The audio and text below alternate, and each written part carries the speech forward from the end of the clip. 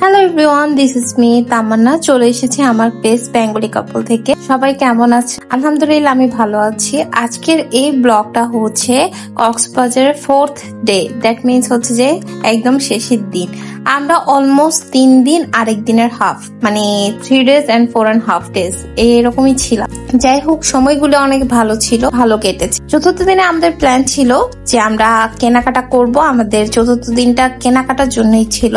আসলে কক্সবাজারে গেলে মেন ফোকাসই থাকে সবার জন্য গিফট কেনা। আমাদের তেমন একটা বেশি বাজেট ছিল না, তাই হালকা অল্প অল্প জিনিস সবার জন্য, মানে আত্মীয় স্বজন যারা আছে সবার জন্য একটু হালকা জিনিস যাদেরকে না দিলেই না তা কিনছিলাম।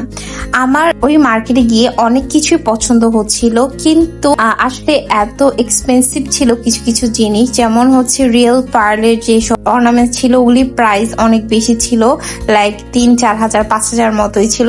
কিন্তু আমার মনে হয়েছে এই মুহূর্তে এই বাজেটে শপিং করাটা ঠিক হবে না, তাই মিনিমাম বাজেট দিয়ে কেনাকাটা করতে চাচ্ছিলাম।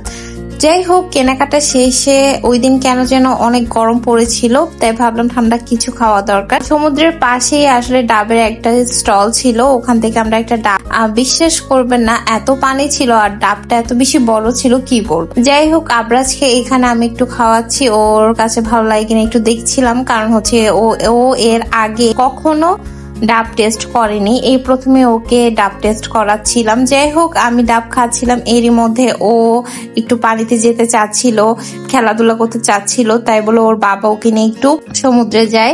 এর মধ্যে আমি একটু ডাবটা শেষ করছিলাম। ডাবের যে ভিতরে লেয়ারটা ছিল ওইটা অনেক মোটা ছিল, মানে আমি হাফ খেয়েই আমার পেট ভরে যায়, বাকিটা ওর বাবা খায়। আমি হাফ পুরো শেষ করতে পারি না, বাকিটুকু একজনকে দিয়ে দিই। আর এখানে আবরাজ তো মহা খুশি, ও কোনোভাবে পানি থেকে উঠবে না, ও পানিতেই থাকবে, কি একটা অবস্থা।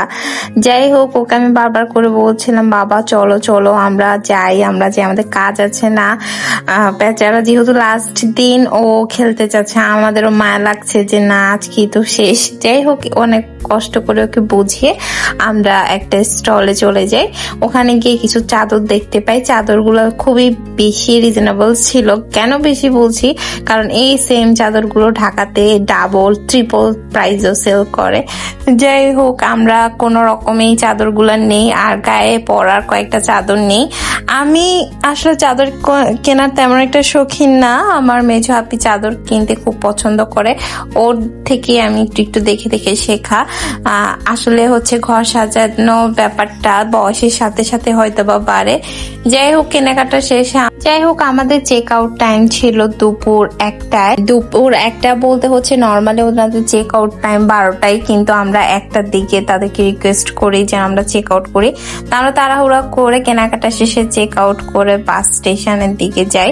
দুপুরে লাঞ্চটা করে নিয়েছিলাম, আমরা বাস স্টেশনে যাই 3টার দিকে। আমরা হচ্ছে যেহেতু কক্সবাজার থেকে ঢাকার জার্নিটা অনেক লং হবে, তাই প্রথমে আমার বোনের বাসায় যাই আমরা, কারণ হচ্ছে বোনের বাসা হচ্ছে চট্টগ্রাম মিরসরের ওখানে। ভাবলাম যে আমার বোনের সাথে টাইম স্পেন্ড করা হলো, থাকা হলো। আর যেহেতু আমাদের খুব বেশি একটা দেখা হয় না, আমরা অনেক দূরে দূরে থাকি, তাই ভাবলাম যে না একটু দেখা করে যাই, যেহেতু ওদের কাজ দিয়ে যাচ্ছি। আর আবরাজের বাবার একটা প্রজেক্ট ভিজিট আছে ওদের এলাকায়, তাই হচ্ছে যে ভাবলাম না দেখা করে যাই। এখানে আবরাজ মনি তো অনেক খুশি ওর খালামণিকে দেখে, ও আসলে আসতেই চাচ্ছিল না। আমরা একদিন ছিলাম, এরপরে ঢাকায় ব্যাক করি, কিন্তু বেচারা অনেক কষ্টে, মানে ও অনেক কষ্ট পায়। আর যারা আমার ফেসবুক পেজ থেকে দেখছেন তারা আমাদেরকে লাইক করবেন, আর যারা আমাদের ইউটিউব চ্যানেল থেকে দেখছেন তারা সাবস্ক্রাইব করে পাশে থাকবেন। যাই হোক, আজকের জন্য এই ব্লগটি এ পর্যন্তই। সবাই ভালো থাকবেন, সুস্থ থাকবেন, আল্লাহ হাফেজ।